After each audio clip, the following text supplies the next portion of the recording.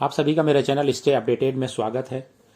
आज मैं बहुत दिनों बाद आपके लिए एक वीडियो लेकर के आया हूं। छोटी सी वीडियो है, इनकम टैक्स से संबंधित ये वीडियो है। इनकम मकान किराए पर आयकर में छूट, इस संबंध में मैंने एक ये वीडियो बनाई है और मुझे उम्मीद है आपको ये वीडियो पसंद आएगी। अगर आप मेरे चैनल पर नए हैं तो प्लीज़ प्लीज़ प्लीज़ मेरे चैनल को सब्सक्राइब कीजिए और मेरी वीडियो अगर पसंद आए आपको तो इसे लाइक ज़रूर कीजिएगा और ज़्यादा से ज़्यादा लोगों को शेयर कीजिएगा। चलिए शुरू करते हैं वीडियो। HRA पर इनकम टैक्स छूट। शर्त यह है कि वो किसी किराए के घर में रह रहा हो। जिन लोगों को आपका अपना बिजनेस है उन्हें HRA पर टैक्स में छूट में कोई फायदा नहीं मिलता है और आयकर अधिनियम की धारा 10(13)(1) के तहत HRA पर इनकम टैक्स में छूट मिलती है। अगर आप टैक्स बचाने की जुगत में लगे हुए हैं तो आप ये बिल्कुल सही वीडियो देख रहे हैं। आप इस वीडियो को पूरा देखिए, आपको पता चलेगा कि आपका टैक्स HRA से कितना बचेगा और कैसे बचेगा। चलिए मैं आपको कैलकुलेशन के हिसाब से दिखाता हूँ। अब सवाल उठता है कि आप HRA पर कितना टैक्स बचा सकते हैं। इसकी कैलकुलेशन बेहद आसान है। नीचे दी गई 3 परिस्थितियां हैं। नीचे मैंने 3 परिस्थितियां इसके अगली उसमें लिखी हैं। उन 3 परिस्थितियों को अगर आप कितना पूरा करते हैं उसके हिसाब से टैक्स में छूट मिलेगी। आपकी सैलरी में कितना हिस्सा HRA का है। मेट्रो शहर जैसे दिल्ली, मुंबई, कोलकाता में रहते हैं तो बेसिक सैलरी का 50% है और नॉन मेट्रो में रहते हैं तो सैलरी का 40% हिस्सा। वास्तव में चुकाए गए मकान में के सालाना किराए में से सालाना सैलरी का 10% घटाने के बाद बची रकम, इनमें से जो भी चीज़ कम होगी उतनी आपको HRA की छूट मिलेगी।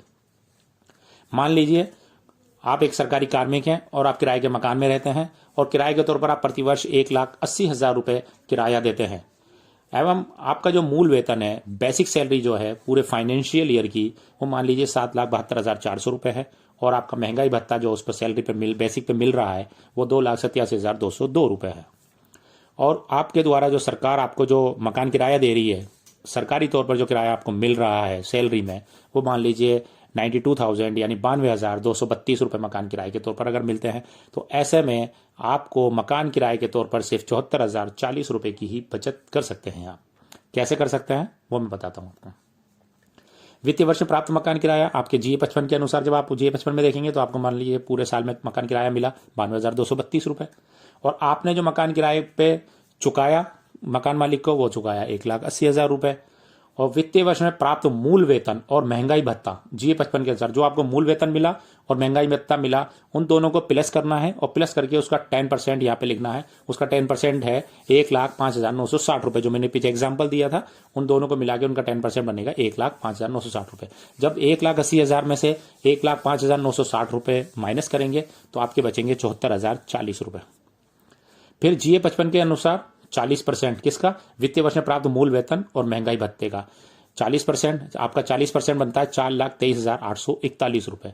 तो मैंने जो पीछे जो रूल लिखा था उसके अंदर मैंने लिखा है कि इन तीनों में से जो भी कम है उस पर छूट मिलेगी। तो ये जो 3 चीज़ें हैं, 3 अमाउंट है 92,232, 74,040 और 4,23,841, इसमें सबसे कम है 74,040 रुपये। यानी कि आपको मकान किराए में जो छूट मिलेगी वो 74,040 रुपये मिलेगी। जो आपकी बेसिक मूल जो सैलरी बनेगी, बेसिक DA HRA सब मिला करके, उसमें से 74,040 रुपये माइनस हो गए। फिर आप आगे टैक्स कैलकुलेशन करेंगे, यानी 74,040 रुपये पे आपका टैक्स नहीं लगेगा। ये टैक्स फ्री पैसा होगा, आपका HRA की छूट है।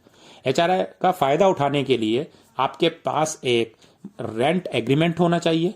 रेंट एग्रीमेंट में मंथली किराया, एग्रीमेंट की समय सीमा और आपकी तरफ से खर्चों का जिक्र होना चाहिए। एग्रीमेंट पर आपका और मकान मालिक के साइन होने चाहिए। भले ही मकान मालिक आपके माता पिता ही क्यों ना हो, ये एग्रीमेंट 100 या 200 रुपए के स्टाम्प पेपर पर होना चाहिए। अगर सालाना रेंट 1,00,000 रुपए से ज्यादा है तो रेंट की रसीद के अलावा मकान मालिक का पैन कार्ड देना भी अनिवार्य है। अगर आप 1,00,000 से ज्यादा, जैसे अभी इस केस में अपन 1,80,000 रुपये मकान किराया दे रहे हैं, तो अपन को रेंट एग्रीमेंट देना है, अपन को जो है पैन कार्ड की कॉपी देनी है मकान मालिक की, और अपन को मंथली जो रसीद अपन उसे पे कर रहे हैं मंथली किराया, उसकी रसीदें सबमिट करनी है। ये चीज़ें अपन को देनी होती हैं। मान लीजिए कोई व्यक्ति दिल्ली में नौकरी करता है और वे किराए पर रहता है, किराए के तौर पर 15,000 रुपये महीना देता है, उसका मूल वेतन 25,000 रुपये है और महंगाई भत्ता यानी DA 2,000 रुपये है, तो उसे 1,00,000 रुपये नियोक्ता से HRA के तौर पर मिलते हैं। तो ऐसे में नौकरी पेशा HRA के तौर पर अधिकतम 1,00,000 रुपये की बचत कर सकता है। वहां पर उसे 1,00,000 रुपये की छूट मिलेगी, क्योंकि यहाँ पर जो है DA भी कम है, उसका मूल वेतन भी कम है, उस हिसाब से इसका कैलकुलेशन निकलेगा।